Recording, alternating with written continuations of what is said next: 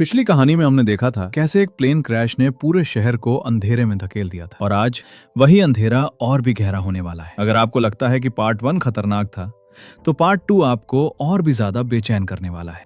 अपराधियों से भरा एक एरोप्लेन बर्फीले पहाड़ों के बीच अचानक क्रैश हो जाता है।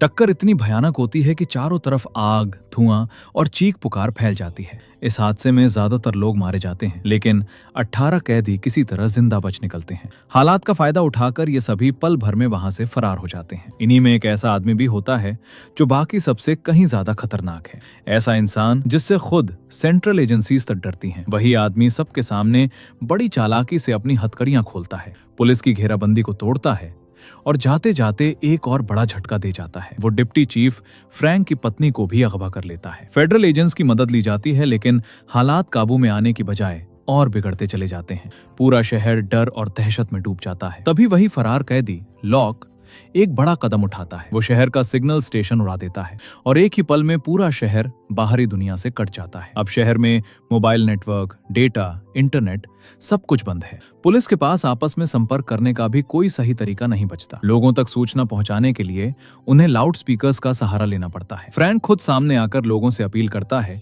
कि कोई भी बाहर ना निकले, सब अपने अपने घरों में ही रहें। इसी दौरान एक पहाड़ी रास्ते पर एक यंग मदर अपने छोटे बच्चे के साथ गाड़ी चला रही होती है। मौसम खराब है, रास्ता सुनसान है। अचानक सामने एक फरार कैदी आकर सड़क के बीच खड़ा हो जाता है। डर के मारे महिला तुरंत अपनी पिस्टल निकालकर उस पर तान देती है, लेकिन कैदी हाथ उठाकर चिल्लाता है, मत गोली चलाओ। अगले ही पल वो सड़क किनारे रखा एक मेटल बॉक्स तोड़ देता है। बॉक्स खुलते ही उसके अंदर से नोटों के बंडल बाहर बिखर जाते हैं। ये देखकर महिला और ज्यादा घबरा जाती है और समझ जाती है कि मामला जितना दिख रहा है उससे कहीं बड़ा है। उधर फ्रैंक की जिंदगी पूरी तरह टूटने लगती है। पत्नी पहले ही किडनैप हो चुकी है और अब एक और खबर उसे अंदर से हिला देती है। उसे बताया जाता है कि स्कूल में पढ़ने वाला उसका बेटा भी लापता है। सीसीटीवी फुटेज चेक की जाती है, जिसमें साफ दिखता है कि लॉकडाउन से ठीक पहले उसका बेटा कार लेकर शहर से बाहर निकल चुका था। असल में वो अपनी नई गर्लफ्रेंड को एक रोमांटिक ट्रिप पर ले जा रहा था। दोनों जंगल के बीच बने अपने नए हॉलिडे कैबिन की तरफ जा रहे होते हैं, लेकिन रास्ते में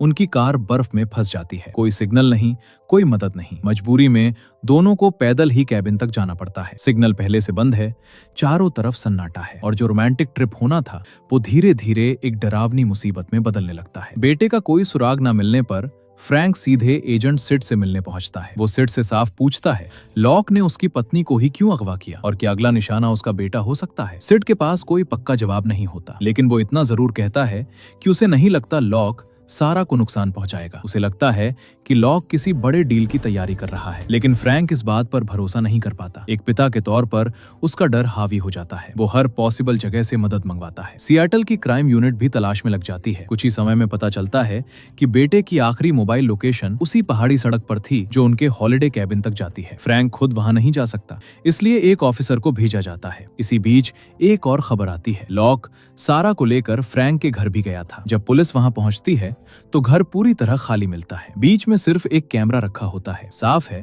लॉक जानबूझकर ये दिखाना चाहता है कि सारा अभी जिंदा है, लेकिन एक चीज मिसिंग होती है, रिकॉर्डिंग टेप। जांच आगे बढ़ती है और पता चलता है कि लॉक ने फ्रैंक के कंप्यूटर से फेडरल प्रिजनर्स की फ्लाइट लिस्ट भी एक्सेस कर ली थी। फ्रैंक फिर सिड से सवाल करता है कि आखिर लॉक चाहता क्या है। सिड बताता है कि लॉक अपने अगले बड़े कदम के लिए इंफॉर्मेशन और रिसोर्सेज इकट्ठा कर रहा है। तभी एक बड़ा खुलासा होता है, लॉक को सीधे अलास्का जेल की बजाय वॉशिंगटन इसलिए लाया जा रहा था क्योंकि उसके पास एक ऐसा सीक्रेट है जो अगर बाहर आ गया तो पूरी दुनिया हिल सकती है। गिरफ्तारी से पहले लॉक ने CIA का डेटाबेस हैक किया था और वहां से एक बेहद गोपनीय लिस्ट चुरा ली थी, फाइल नंबर 6। इस फाइल में एजेंसी के सारे सीक्रेट टारगेट्स दर्ज हैं। अगर ये लीक हो गई तो दुनिया भर में अफरा तफरी मच सकती है। इसी वजह से लॉक को हर हाल में जिंदा पकड़ना जरूरी है। दूसरी तरफ जंगल के बीच बने उस कैबिन में फ्रैंक का बेटा और उसकी गर्लफ्रेंड धीरे धीरे होश में आते हैं। बाहर बर्फ गिर रही है, अंदर ठंड और सन्नाटा है। दोनों को समझ आ जाता है कि हालात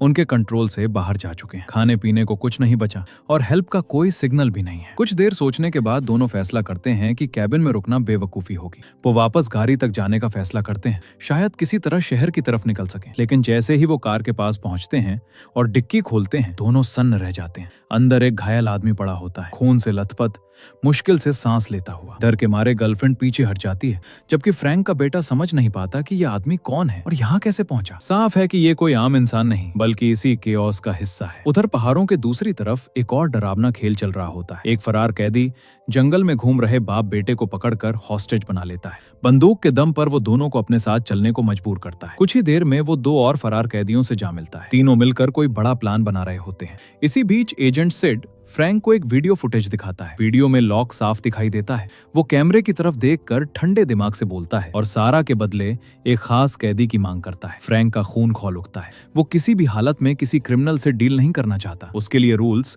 अब भी मायने रखते हैं, लेकिन जब सामने पत्नी की जिंदगी दांव पर हो तो हालात आदमी को झुका ही देते हैं। मजबूरी में फ्रैंक उस मांगे गए कैदी की फाइल खोलता है। उसका नाम होता है हेनरी, अंडरवर्ल्ड का पुराना अकाउंटेंट, मनी लॉन्ड्रिंग का एक्सपर्ट और कई बड़े क्रिमिनल नेटवर्क्स का दिमाग। सवाल ये नहीं होता कि हेनरी कौन है, सवाल ये होता है कि लॉक को उसी की जरूरत क्यों है। हेनरी से पूछताछ शुरू होती है, लेकिन वो कुछ भी बताने से साफ मना कर देता है। बार बार एक ही बात, मुझे कुछ नहीं पता। फ्रैंक का पेशेंस जवाब दे देता है। वो गुस्से में हेनरी को धमकाता है, उस पर दबाव डालता है। माहौल गर्म हो जाता है। तभी बाहर शोर मचता है। एक लोकल हंटर वहां पहुंचता है। उसके हाथ में एक फरार कैदी की लाश होती है। वो बताता है कि इनाम के लालच में उसने कैदी को ढूंढ निकाला और अब वो सर्च ऑपरेशन में मदद करना चाहता है। हालात इतने बिगड़ चुके होते हैं कि फ्रैंक के पास मना करने का भी वक्त नहीं होता। उधर अपने ठिकाने पर लॉक सारा को कुर्सी से बांध कर रखता है। वो बेहद शांत होता है, जैसे सब कुछ पहले से प्लान किया हुआ हो। वो सीधे CIA चीफ को कॉल करता है। फोन पर वो एक लिंक ओपन करवाता है। अगले ही पल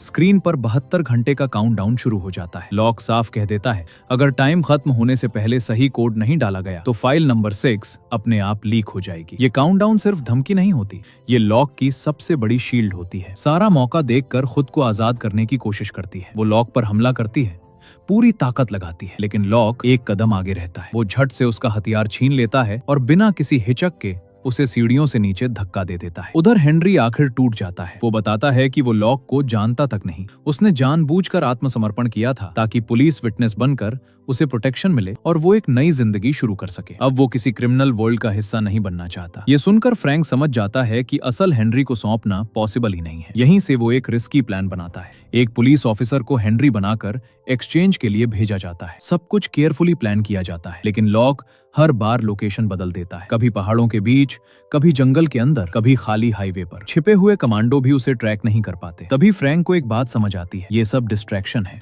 लॉक सबको जानबूझकर इधर उधर घुमा रहा है, असल निशाना कहीं और है। उसी दिन क्रैश हुए एयरप्लेन का ब्लैक बॉक्स ट्रांसफर होने वाला होता है। जैसे ही फ्रैंक और सिड वहां पहुंचते हैं, उन्हें कुछ अजीब लगता है। ट्रक के गार्ड्स बंधे पड़े होते हैं और ब्लैक बॉक्स गायब होता है। सब बहुत देर हो चुकी होती है। सिड को अपने पुराने दिन याद आने लगते हैं। वो फ्रैंक को बताता है कि लॉक कभी एक यूनिवर्सिटी प्रोफेसर था, साइबर सिक्योरिटी का जीनियस। उसने कई बड़े साइबर अटैक्स किए, लेकिन कभी कोई प्रूफ नहीं छोड़ा। पर्दे के पीछे रहकर सब कंट्रोल करना, यही उसका असली खेल था। आज वही आदमी CIA को हेल्पलेस बना चुका है और पूरा शहर उसके डर में जी रहा है। इसी बीच जंगल वाले कैबिन में पड़ा घायल आदमी होश में आने लगता है और हॉस्टेज बना पिता मौका देखकर अपने बेटे को इशारे से सड़क की तरफ भागने को कहता है। खुद पीछे रुककर कैदियों का ध्यान भटकाने लगता है। उधर ट्रक के पास खून के निशानों के बीच सिड को एक प्लास्टिक बॉक्स मिलता है। बॉक्स पर लिखा होता है फ्रैंक के लिए। बॉक्स देखते ही फ्रैंक के हाथ कांपने लगते हैं। उसके दिमाग में सबसे डरावना ख्याल आता है, कहीं अंदर उसकी पत्नी का कोई हिस्सा ना हो। लेकिन बॉक्स के अंदर क्या है, ये अभी एक रहस्य बना रहता है। एक बात साफ हो जाती है, लॉक सिर्फ भाग नहीं रहा, वो फ्रैंक के साथ साइकोलॉजिकल गेम खेल रहा है। हर मूव के साथ